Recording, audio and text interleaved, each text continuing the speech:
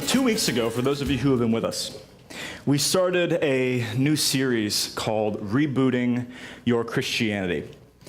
And the whole thing is all about the fact that we've recognized, and every week we have a meeting where we sit down, the leadership sits down, and we talk about what direction we want to take the messages. And one of us brought up, hey, have any of you felt, whether right now or in the past, kind of dry in your Christianity? Like things aren't lining up the way it should be, like it's not running on all cylinders? And we all related to some degree or another with that kind of feeling. Like it's not lining up. It's not like it used to be when I first started, or whatever it looks like. It's just not, whatever it is, something's out of place. And so we jumped into this series on the need and the potential to be able to reboot your Christianity. In other words, take it back to the basics. Give it a restart. Reorient your Christianity. Going back to the things that are foundational about the Christian life. Because if you look at the things that are foundational, if those things are not in our lives, we have a pretty good idea of where we need to start. Because these are the pillars of what makes a Christian, of what makes the Christian life a life worth living, as laid out by Jesus Christ. So we've been looking at that for the last 2 weeks, these landmarks on what we call the roadmap of Christianity. And 2 weeks ago, we talked about passion in your Christian life. Passion specifically in your relationship with God, and how to bring the passion back. You can check it out online. And then last week, Pastor Rick looked at the necessity to not isolate yourself, to be around other Christians, other believers who are going to be challenging you and lifting you up and keeping you balanced in reality. And so it's been really, really good. And we're going to be moving forward this week and continuing to look at how we can go back to the basics, go back to the start, the foundational things that makes a Christian life the Christian life.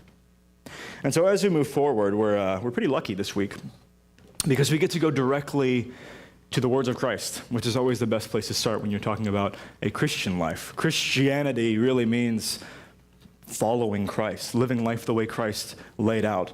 And so Christ's words are a really good place to start, and there's actually a point in which, during Jesus' ministry on earth, somebody posed the question to him, what is the most important commandment? Of all the commandments that God gave, and there's over 600 of them in the Old Testament, which one is the most important? It was a question the Jews debated. He was really trying to trap Jesus with this one, but Jesus responds pretty quickly. And this is important for us, because the way that Jesus answers the question, what is the most important law, or what is the most important of all the commandments that Jesus gave us in terms of how we are to live out life on earth, how Jesus answers that question is going to give us a very good idea of what he considers the most important things for a human being to do on earth. So does anybody recall off the top of your head what he says? What is the greatest commandment? And he says, love God, right?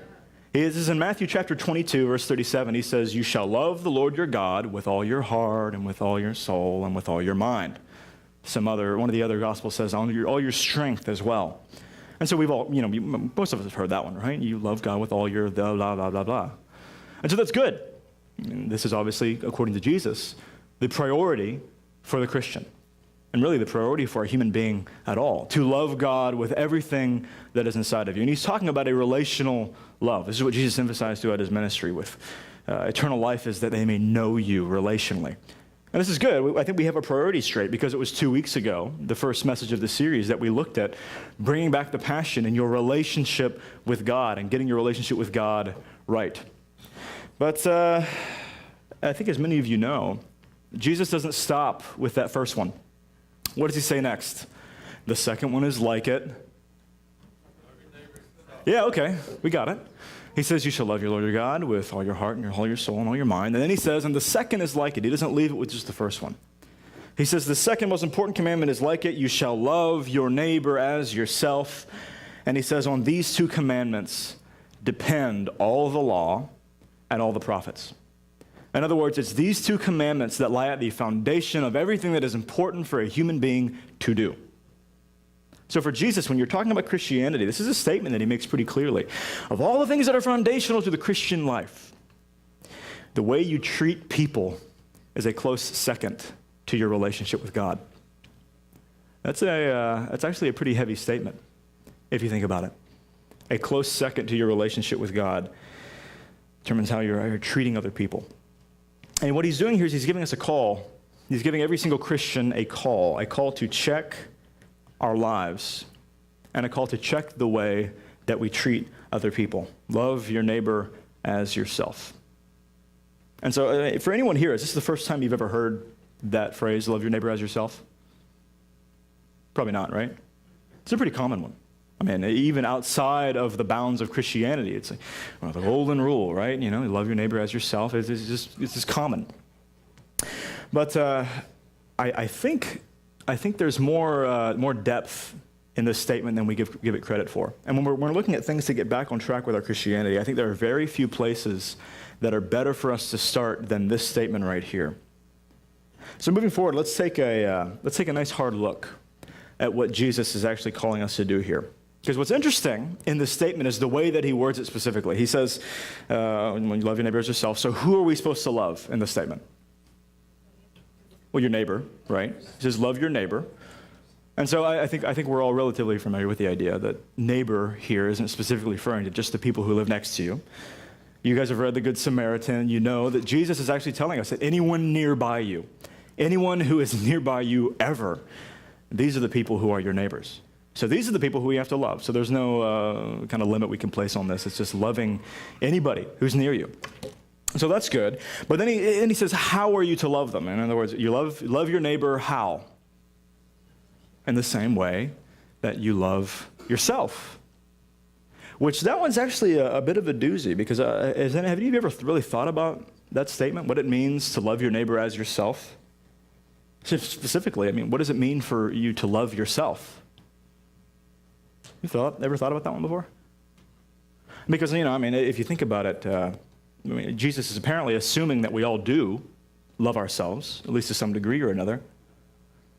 How many of you like C.S. Lewis?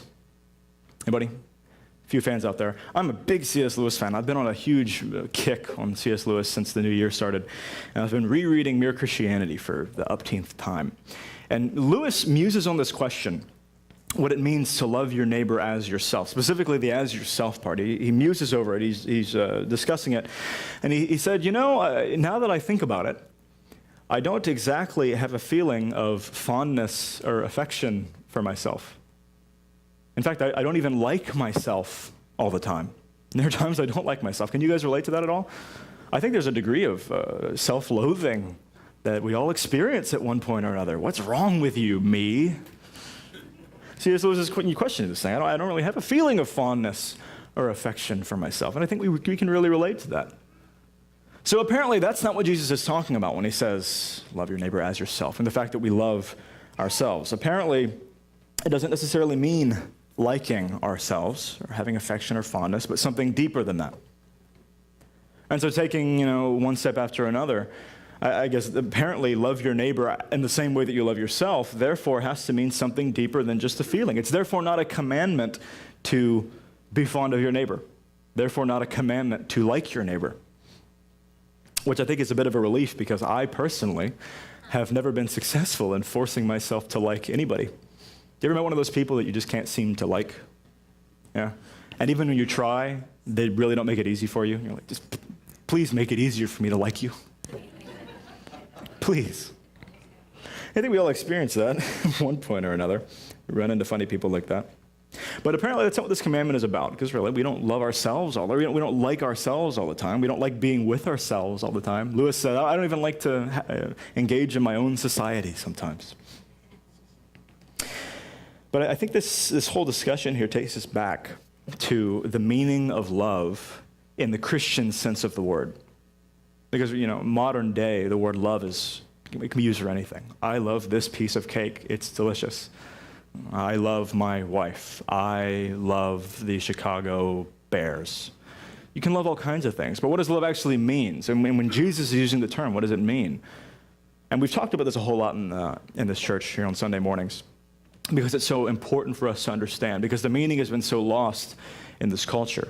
But when you talk about love in the Christian sense, you're not talking about a feeling. You're not talking about a liking or a fondness. In the Christian sense, to love means to want what is best for the person you are loving. It goes back to the concept of the idea of benevolence. If you look at Webster's 1828 dictionary and the concept of defining love there, it's very closely to the idea of just wishing well In all situations, I want what's best for you, and I'm going to do my best to get what's best for you. More than just a feeling, more than just an emotion. It's a commitment.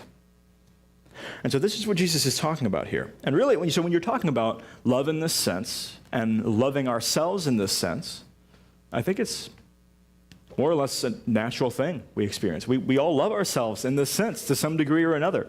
It's kind of easy. It's natural because at one level or another, we're wanting what is best for ourselves all the time. We're wishing and pursuing our own good, and that's not necessarily a bad thing. Jesus doesn't say, love your neighbor as yourself because you guys are selfish and you're always seeking after your own good. It's not bad to want what's best for yourself. It's just that selfishness is that separated from caring about anyone else. So Jesus says, love your neighbor as yourself. Loving yourself means wishing what is best for you. So then what does it mean to love everyone else in the same way? And I think we get the idea. It's not a trick question. It's not a complicated concept, but when you really try to get your roots down and apply this stuff, it is not easy. Because we're talking about a love that it's so far beyond how we feel about anybody. It doesn't matter how you feel about someone. It doesn't matter whether you like them or not. Jesus doesn't care how you feel about them. He says, I want you to love them in spite of that. And that's hard. I want you to wish their good, to pursue what is best for them. And I think maybe the best description of what it means to love your neighbor as yourself is found in Matthew chapter 7. Jesus says, the golden rule, do unto others as you would have them do unto you. In other words, he's saying, hey, I want you to consider all those people out there. I want you to consider them as important as you think you are. I want you to consider them human beings made in my image, just like you are. I want you to consider that they have their own situations and their own lives, and things are not going easy for them. I want you to consider them as important as you think that you are yourself. I think that's what it means to love your neighbor as yourself. And Jesus isn't cutting any corners here. This isn't a light statement he throws out. No, and by the way, here's an optional thing for those of you who want to get really serious about following me. He says, okay, you want the two most important commandments in the entirety of the law?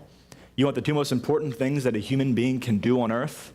You love God with everything inside of you, and you love your neighbor in the same way that you love yourself so naturally. And if you're not doing that thing, if you're not doing that stuff, you're not walking out the kind of Christianity that Christ described. And if you're not walking out the Christianity that Christ described, I don't know what kind of Christianity you're walking out. It's foundational. It is foundational to everything that Christ built. It's foundational to the church. It's foundational to our relationships. It's foundational to our design as human beings. And I think this is a darn good place to start if we're looking to reboot. It's a darn good place to go back to if we're looking to find the spot where we went off track. Loving God and loving people. So I feel like sometimes it's almost easier to trick ourselves, it's almost easier to believe that we're loving God because he's not here, he's not in front of us. We can kind of send off some lovey vibes out into the universe, and I love God. With people, it's kind of hard. It's kind of hard to trick yourself into believing that you're loving people because they're right there in front of you. And maybe even they're being mean back to you, It's really hard to break that cycle. It's hard. It's not easy. And we talk about the ideals all day long. You're like, well, Jesus, that's a nice ideal, but have you ever tried loving people who are really mean? Easier said than done. Really is. It is easy to talk ideals, and let's be honest. Does anyone here have so much free time that it's like, oh, you know what, I things are going easy for me. It's easy for me to take time out of my day to love other people. We have our own stuff, right? We have our own lives. We have our own worries. We have stuff messes with us. Stuff gets in our way. We have our own worries. We have our own stuff to deal with. It's simply not always easy to carve time out of your day to do what's best for other people. I mean, again, I think it's easy. It's natural for us to pursue our own good. This kind of comes easy for us, but it's like pulling teeth to do the same thing for people around you. especially if we don't like the people around us. Even when somebody's loving back to you, it's hard to get yourself to do the same for them. But when someone is actively rude or cruel to you, how hard is it to not respond in kind? Even worse, and this is this is funny. Even worse is when you do try to go out of your way to love somebody, and then they, more often than not, don't make it very easy for you. You ever try to do something like loving and self-sacrificial for someone and have them respond and they're complaining about what you did or nitpicking it and, here, I got you this thing. It's the wrong size. Okay. I'll make sure to get you a gift next time too. Right? It's not easy to do that kind of stuff for people who are going to nitpick and complain back at you. This is what we experience all the time. Nobody's going to, they're not going to make it easy for us. Really often, we could say, well, they don't deserve it. They don't deserve our effort. They don't deserve our love. And I think that's what makes this commandment so darn important. Because no, it's not easy. And no, I think most of the time, people are going to be acting in a way in which they don't deserve to have you love them in response. But we are called to have a higher perspective. As followers of Jesus Christ, we're called to have a higher perspective, a perspective that is higher than just the way we are feeling at that moment, a perspective that is higher than how we want to respond in the face of rudeness, a perspective that says, hey, you know what? You're being mean to me right now. You're being a jerk. But I understand that you're under it as much as I am. Here's the thing. We have this idea in our heads that we're the only ones who suffer. We're the only ones who have a hard time of it. It almost comes as a wake-up call when we start to realize, oh my gosh, there are other people in the universe who have as hard a time of it, if not harder, than I do. But we expect a super high standard of them and not ourselves. It just doesn't work like that. And here's the thing. Here's what's really hard about this whole thing. Our being able to love our neighbors, to love the people around us in the kind of love that Jesus Christ called us to, this is not going to happen automatically. It is not going to happen naturally, and it's not even going to happen easily. Because, as I said, I think we easily and we naturally love ourselves. But it feels like going against the grain, forcing ourselves to do something that is unnatural almost, to love the people around us. And what I'm saying is this. It's not going to happen without intentionality on our parts. It will not happen until we get intentional about making it happen. Because we human beings are habitual by nature. We live by habit. We react by habit. The way we treat other people, 99% of the time, comes out of habit and nothing else. Often it doesn't even run through your brain. Hey, is this a nice way to be treating somebody? You react by habit. And in this day and age, our habits and Western culture are almost universally bent towards self-interest and self-preservation, towards looking out for number one, right? Top dog. That's how things are. In a lot of areas in this culture, that's encouraged. If you aren't looking out for number one, you're silly. You've missed the point of real life. This is not going to come easy to us because we're taught from a young age by everything around us that we are the most important thing in our lives. In reality, it's not that simple. We literally have to force ourselves to learn how to do this, to force ourselves to get out of our own heads, to consider interests beyond our own, even in the face of people who don't deserve it. We literally have to force ourselves. We literally have to learn how to love other people in the same way that we love ourselves. And it's not an easy thing. And Jesus never said it would be an easy thing. But it's a crucial thing. It's not an optional thing. It's crucial not because Jesus said it's important, but because everything that Jesus called us to do is by our design necessary for human beings. If you want to function as a human being correctly, you better walk in right relationship with God because you were designed that way. If you want a functional marriage, a functional family, to be anything like the person that God created you to be, you've got to learn how to love people as in the same way that you love yourself because we were designed that way. Things just aren't going to work otherwise. And we see them not working all around us, right? How many marriages today end in divorce? You want to know why? And yes, we could spend hours and hours and hours breaking down all the little reasons, right? But when it boils down to the core of the problem, it is always because people have not learned how to love their spouse in the same way that they love themselves.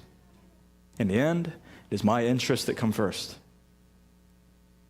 So no wonder we have broken marriages. No wonder we have broken families. No wonder we're simply not living in the way that Christ designed us to live.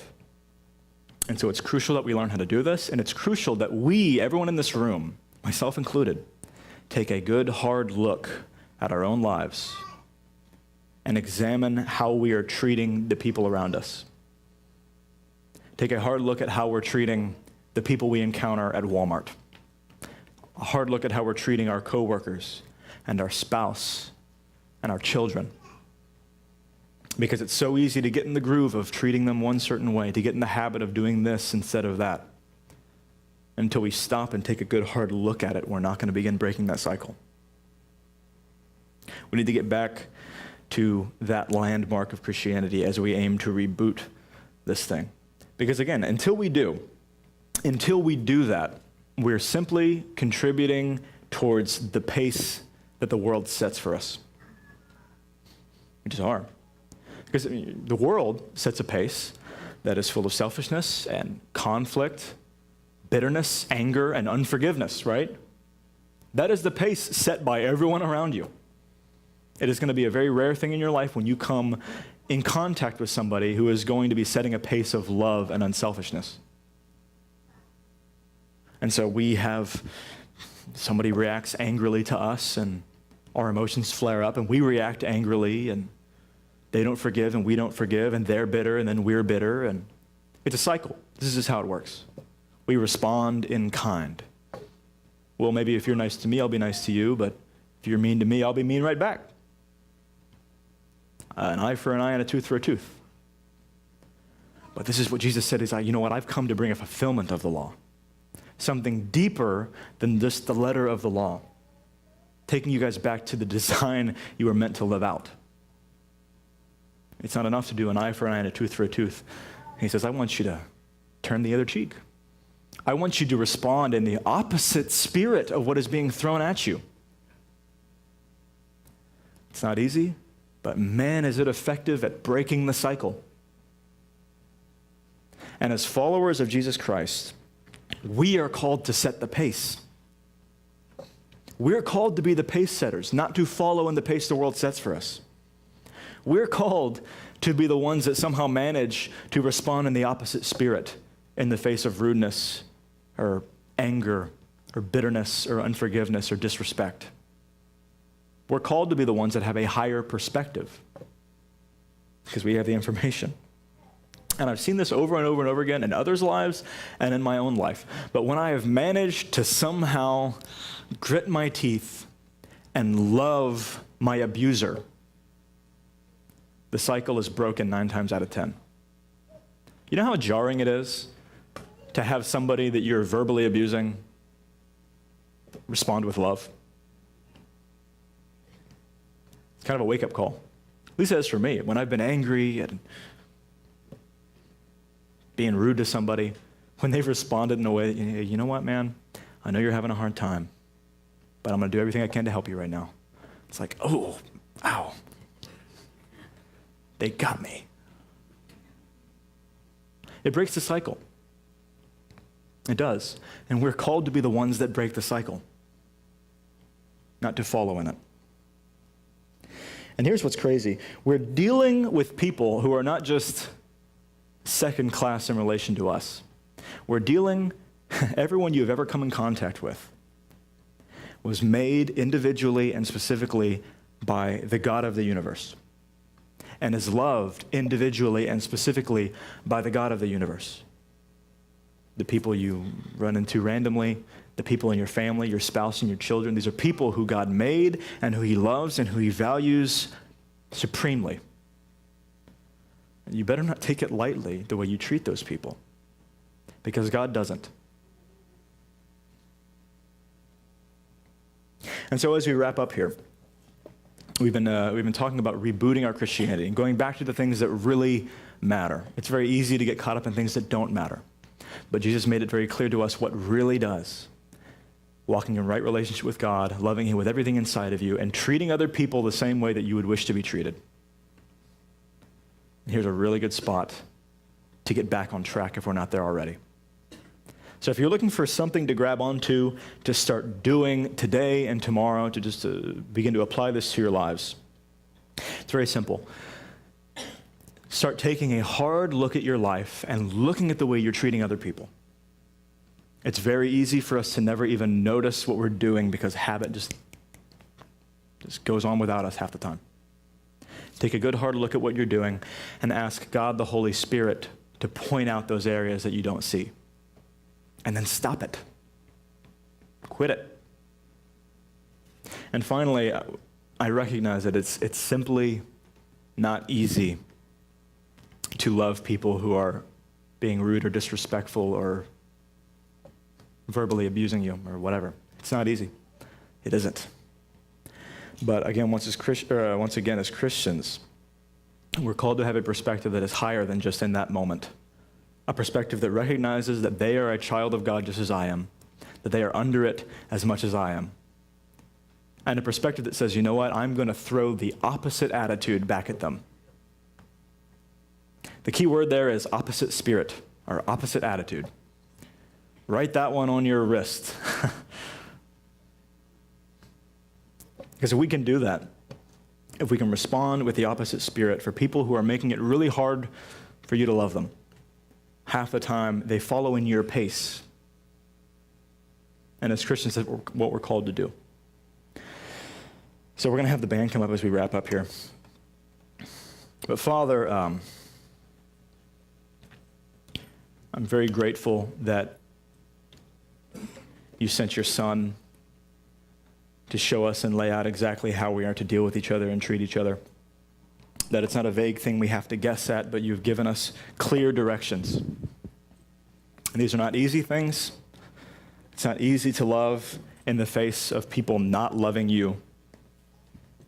My God, we ask for your help because it's so important.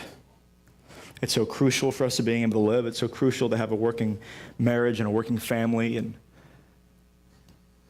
to walk in the life that you designed us to walk in. We ask for your help, Lord.